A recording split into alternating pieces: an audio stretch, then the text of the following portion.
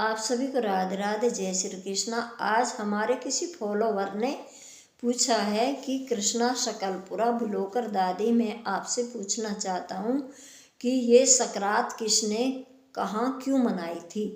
तो सबसे पहले तो मैं उसका धन्यवाद करूँगी जिसने इतना अच्छा प्रश्न पूछा, और फिर मैं ये कहना चाहूँगी यदि वो अपने प्रश्न को सुनकर संतुष्ट हो जाए, उनकी जिज्ञासा समझ आ जाए उसे कि मैंने जो पूछा उसका सही उत्तर मुझे मिल गया, तो वो ज़रूर कमेंट में इसको बताएं। तभी तो मुझे पता चलेगा कि आप इस बताए हुए प्रश्न से खुश हुए या नहीं। तो मैं पाठ शुरू करती हूँ।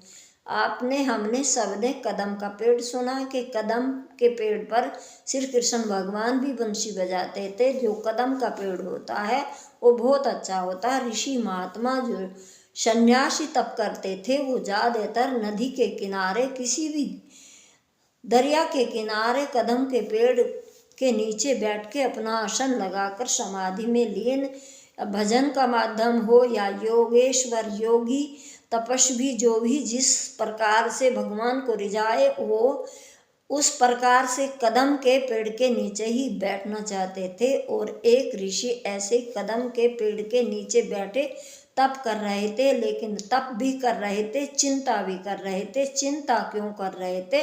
सन्यासी को चिंता शोभा नहीं देती। ये बात देखकर स्वयं हरि श्री विष्णु भगवान उसके पास आकर उससे पूछा कि आप चिंता क्यों कर रहे हो, क्यों तप कर रहे हो, क्या आपका मन भक्ति में नहीं लग रहा? तो इसका क्या कारण है? उसने सबसे पहले तो हरि विष्णु भगवान को दंडवत प्रणाम करके हाथ जोड़कर कहा कि हे भगवान, आपने मेरे ऊपर बहुत दया दृष्टि डालकर उपकार किया है। आप मेरे प्रश्नों को सुनिए। क्या मेरे प्रश्न है कि मैं संन्यास लेना चाहता हूँ, तप करना चाहता हूँ, भगवान का भजन करके मैं भगवान की प्राप्ति करना चाहता हूँ। मेरे माता पिता चाहते हैं कि मैं परिवार कुटुंब में गृहस्थ आश्रम बसाऊं और उनकी भी आज्ञा मुझे माननी चाहिए, और मेरा मन ये गवाही नहीं देता कि मैं गृहस्थ आश्रम बसाऊं, क्योंकि गृहस्थ आश्रम में जाने के बाद तो मोह माया ठग लेती है, अब बुरी तरह से मनुष्य को फंसा लेती है। भगवान का भजन करना दुर्लभ है, क्योंकि ये मोह माया ठगनी माया है। इससे आज तक कोई बच नहीं पाया, तो मैं कैसे बचूंगा? मेरी ये चिंता है कि माता पिता की आज्ञा भी मानना मेरा फर्ज है, और अब मुझे क्या करना चाहिए? जब श्री विष्णु भगवान ने उसकी जिज्ञासा सुनी तो उससे कहा, हम तुम्हारे लिए दो रास्ते निकालेंगे। आप गृहस्थ आश्रम भी बसा लो और आप तप भी कर सकते हो, क्योंकि माता पिता की जो आज्ञा है वो बिल्कुल भगवान का आशीर्वाद मानकर ही उसको मंजूरी करना चाहिए, मानना चाहिए। मंजूर अपने दिल में ये समझो कि इनका जो आदेश है वो बहुत सर्वोपरि है, इसमें कोई संशय नहीं कि वो कोई गलत कह रहे हैं।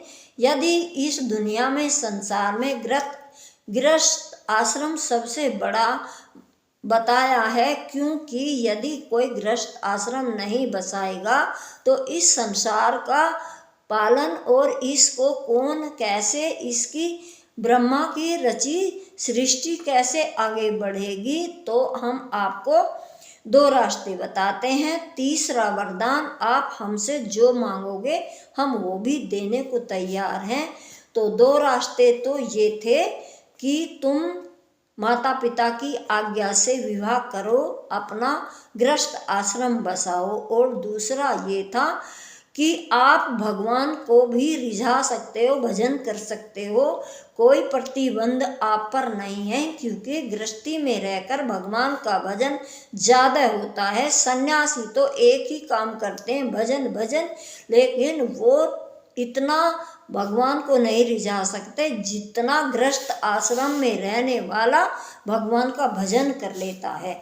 तो आप तीसरा वरदान क्या मांगना चाहते हो वो हमसे मांगो। उस तीसरे वरदान में भगवान से उस कदम के नीचे बैठे उस ऋषि ने क्या मांगा, भगवान से क्या मांगा। कर्दम ऋषि ने मांगा कि हे प्रभु, जब आप मुझ पर इतने दयालु मेहरबान हो गए हो तो मुझे आप जैसा ही पुत्र चाहिए, ऐसी मुझे पत्नी चाहिए जो मेरे भजन में सहयोग करे और कोई बाधा ना करे।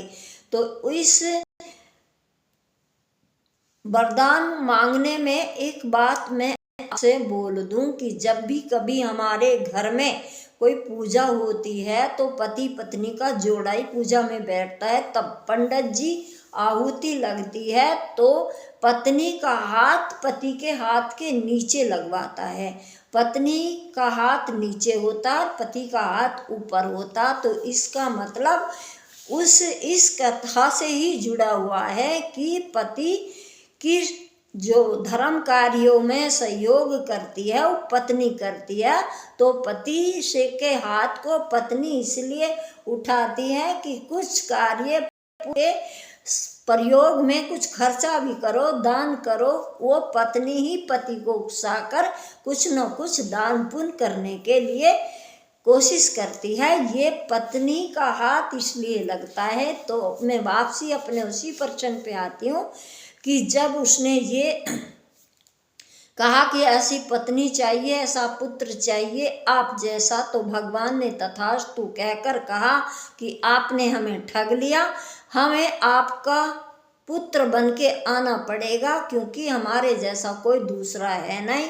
तो पत्नी कहाँ से कैसे आएगी। जो शत्रुपा और मनु हैं, जो ब्रह्मा जी के सबसे पहले एक पति पत्नी का जोड़ा जो रचा गया था वो थे मनु। कहते हैं वो ब्रह्मा जी के ही पुत्र थे मनु और शत्रुपा। शत्रुपा को और मनु को 3 बेटी हुई, जो तीनों बेटियों में तीनों के नाम देवहूति, प्रसूति, आहुति नाम थे उनके। और वो आ गए कर्दम ऋषि के पास तीनों पुत्रियों को लेकर। क्यों कि तीनों का विवाह करके अपने फर्ज से उतर के मैं वन को जल्दी जाऊं, भजन तप करने वन में जाऊंगा। जब तक पुत्रियों का विवाह नहीं होगा तो इन्हें छोड़कर नहीं जाऊंगा। जब वो कर्दम ऋषि के पास आए तो कर्दम ऋषि ने 3 आसन लगाए, तीनों पुत्रियों को बैठने के लिए कहा। तो आहुति प्रसूति दोनों बैठ गई, माता देवहूति नहीं बैठी। समझ गई यही मेरे पति हैं, इनसे मेरा विवाह होगा और पति के बिछाए आसन पर मैं बैठूंगी तो मेरे पति का अपमान होगा। उसने उस आसन को उठाए, झाड़ कर उनके बराबर में बिछाकर उस पे हाथ रखकर नीचे बैठ गई। उसकी ये भाव देखकर कर्दम ऋषि प्रसन्न होकर उससे कहा कि आपकी इस पुत्री से हम विवाह करेंगे। और मनु ने उस देवहूति का कर्दम ऋषि के साथ विवाह कर दिया। आगे चल के जब उनके भगवान ही स्वयं पुत्र बन के आए तब वो कर्दम ऋषि ने एक शर्त रखी थी कि जब मेरे पुत्र हो जाएगा, मेरे माता पिता की सेवा करने के लिए इन्हें तुम्हें बहू मिल जाएगी और पोता हो जाएगा, उस दिन मैं तप करने के लिए चला जाऊंगा।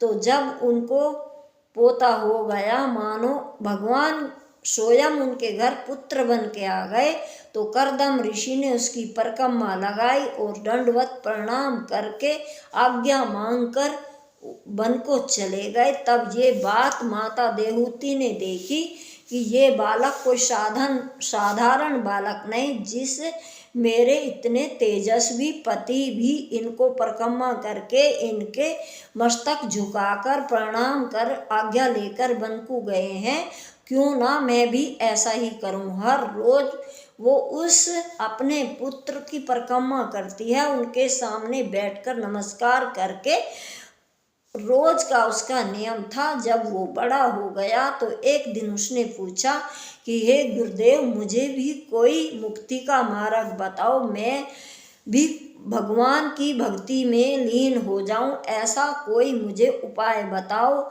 तो ये पाठ तो मैंने पहले भी डाल रखा, लेकिन आज जिस फॉलोवर ने प्रश्न पूछा उसका प्रश्न का उत्तर दे रही हूँ आज। तो उसे वो ले गए गंगा सागर, और गंगा सागर पे उन्होंने मुक्ति का मार्ग, कपिल भगवान ने अपनी देवहूति माता को, उस बच्चे का नाम कपिल रखा गया था, उस अपनी माता को मुक्ति का मार्ग बताया, और वो माता का शरीर छूट गया।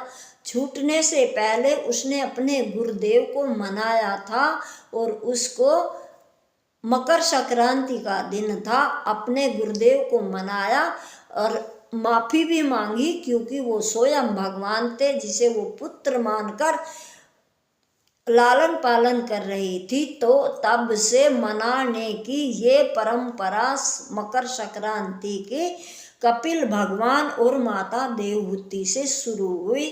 वहाँ उल्टा हुआ, माँ ने अपने ही पुत्र को गुरु के रूप में मनाया था, और जब उसका देह छूट गया तो उस अपनी माँ की मुक्ति के लिए कपिल मुनि ने भी वहाँ दान पुण्य किया था। गरीबों में कुछ वस्त्र, कुछ अन्न दान करके ये मकर संक्रांति का एक त्योहार उस दिन से आज तक मना मनी। इसलिए इस घर में, जिस घर में कोई बड़ा बूढ़ा का देहांत हो जाता है तो उस घर में जरूर मकर संक्रांति का त्योहार मनता है। सभी लड़कियां अपने अपने घर बुलाकर उनका मान सम्मान कर उनको विदाई करते हैं, कुछ न कुछ देते हैं, वस्त्र कपड़े। ये परंपरा हमारी मकर संक्रांति माता देवहूति और कपिल भगवान के आशीर्वाद से आज तक चल रही है। राधे राधे, जय श्री कृष्ण।